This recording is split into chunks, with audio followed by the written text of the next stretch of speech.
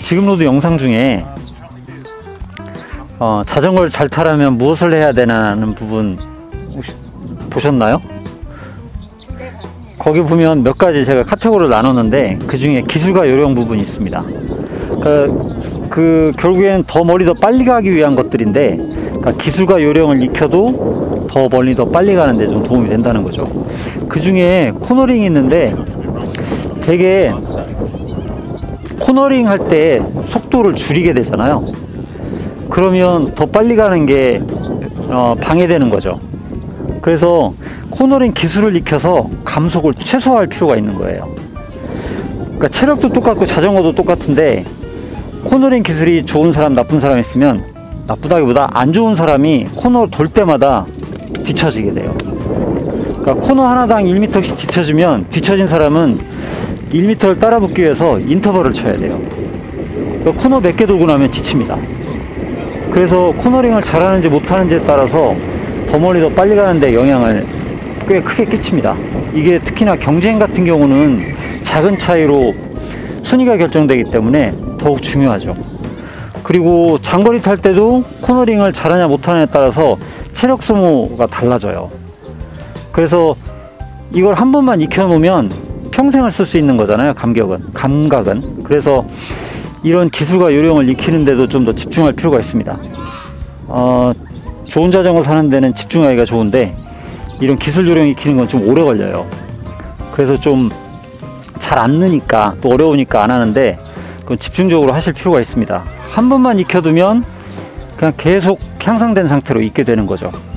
그래서 코너링은 감속을 최소화하는 게 관건이에요. 어쨌든 대전제는 더 멀리 더 빨리 가는 거니까. 그래서 그걸 최소화하기 위해서 자세든 아니면 요령이든 이런 것들이 있는데, 그러니까 감속을 일으키게 하는 요인이 뭐냐면 원심력 때문이에요. 왜 그러냐면 계속 직진하는 상태에서는 얘가 변화하는 게 없는데, 회전을 하려면 현재 상태를 유지하기 위해서 얘는 계속 직진하려고 하거든요. 근데 난 만약 왼쪽으로 돈다면 왼쪽으로 돌아가야 되는데, 자전거는 앞으로 가려고 하고, 그러면 이걸 잡아줘야 돼요. 안 그러면 길 밖으로 튀어나가니까. 그래서 그걸 대항할 수 있는 게 자전거를 눕히는 겁니다. 이게 서 있는 상태에서 그냥 돌면 자전거가 밖으로 튕겨나가니까, 이 원심력을 이기기 위해서 자전거를 이렇게 눕히는 거죠. 근데 이거 가지고 충분하지 않는 경우도 많아요. 그래서 만약 왼쪽으로 돈다면 회전 방향 쪽으로 무게중심을 더 이동시키는 거예요. 그래서 안장에 엉덩이를 어느 쪽으로 위치시키는지 이거에 따라서도 무게중심이 좀 달라지고, 그러니까 회전 방향으로 최대한 무게를 많이 실으면 돼요. 그러면 그게 원심력에 좀 더 대항하는 힘이 커지는 거죠.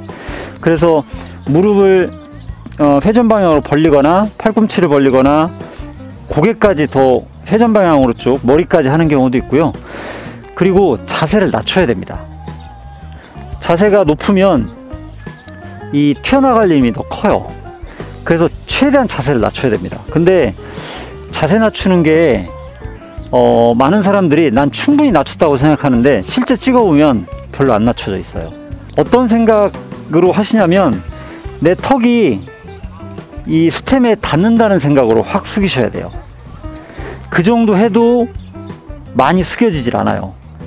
근데 난 숙여야지 하고만 하면 실제 옆에서 찍어보면 서 있는 경우가 대부분이에요. 그래서 그 정도로 숙여 주셔야 되고, 무게중심 안쪽으로 하고, 그리고 또 하나는 시선입니다. 우리 시선은 그 균형을 잡는 데 영향을 끼치는데, 내가 가고자 하는 곳을 먼저 보는 거예요. 그래서 앞으로 갈 때는 앞에 멀리 보는 거고, 왼쪽으로 돌보고 싶으면 왼쪽을 먼저 보는 거예요. 그럼 몸이 그쪽으로 따라가요. 이게 초보자들한테 특히 이제 크게 나타나는 건데, 중심에 영향을 많이 끼칩니다. 균형에. 그래서 시선 처리를 어떻게 하는지에 따라서 더 안정적인 라이딩이 돼요. 그러니까 코너링에서도 균형을 더 많이 요구하기 때문에 이 시선을 어떻게 하는지에 따라서 안정감이 달라집니다.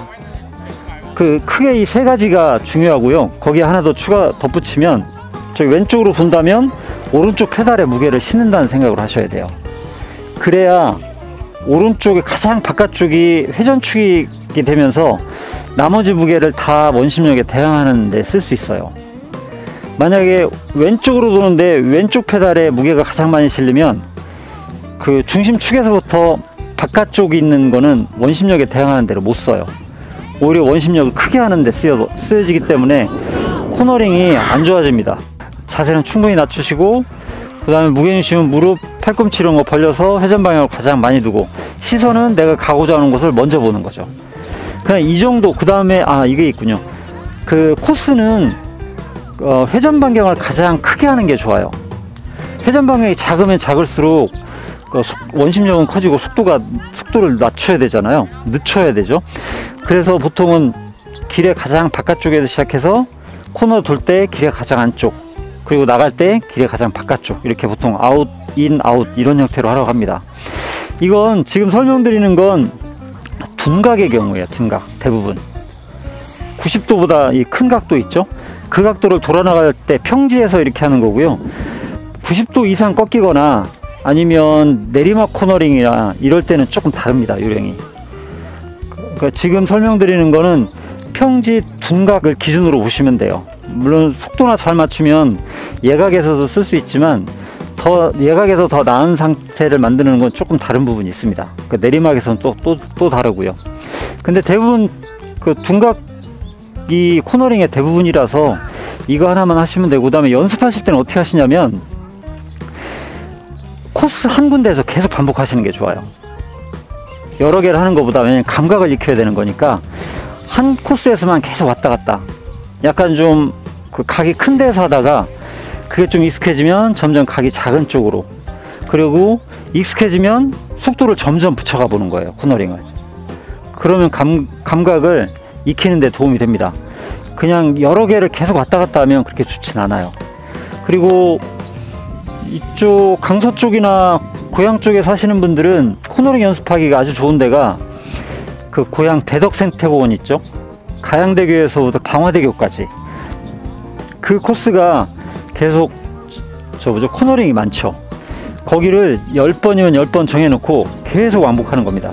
이런 감각을 어느 정도 익히신 다음에, 그러면 그 실전에서 그렇게 계속 활용하면서 쓰실 수 있죠.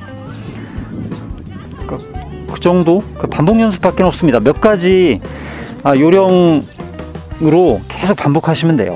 그러면 몸이 알아서 감각을 찾습니다.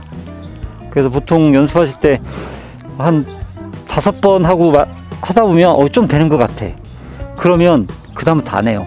귀찮으니까. 근데 실제 지루하거나 힘든 다음에야 몸이 감각을 익히게 되거든요.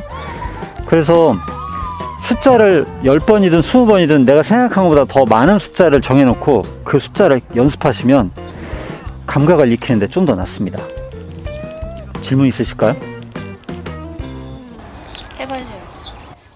일단 그럼 해보시죠. 네. 네.